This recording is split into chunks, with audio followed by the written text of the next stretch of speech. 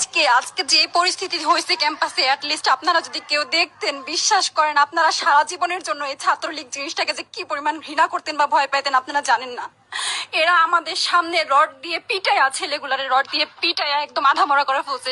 তারা এসে আমাদের পেছনে লুকাইছে, আমাদের বোরকার পেছনে, আমাদের ওড়নার পেছনে লুকায় বলে, আপু আমাদের একটু লুকায় রাখেন, আমাদের ওরা মাইরা ফেলবে, আমাদের বাঁচান আপু বাঁচান। আমরা তাদের ওড়না দিয়ে বোরকা দিয়ে লুকায় রাখছি, সেইখান থেকে আমাদের ধাক্কা দিয়ে ফেলে দিয়ে তাদের বের করে আবার মাথায় রড দিয়ে মারছে।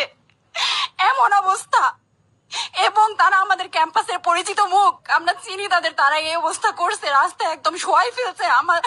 আমাদের হলের মেয়েদের বুকে বড় বড় যে আসতো ইট, এই ইট গুলা বুকে ফেঁকে দিছে, মানে একদম পুরো বুকে লাগছে, এরকম জামা কাপড় ছিঁড়ে ফেলছে, এত বাজে অবস্থা। অথচ আমার ব্যাচমেট, আমরা যাদের সাথে ক্লাস করি, একসাথে বসি, আমি তাদের একটা কথা বলতে দেখি না এগুলো নিয়ে, একটা কথা না। এবং তাদের নিউজ ফিডে গেলে দেখবেন তারা এখন এগুলাই সাপোর্ট করে যাইতেছে। কিচ্ছু বলার নাই। আমি আমি কেমনে যাই এই মানুষগুলোর সাথে, এত বছর ক্লাস করছি, বা আমি আরো 6টা মাস কিভাবে ক্লাস করবো আমি জানি না, আমি সত্যি জানি না।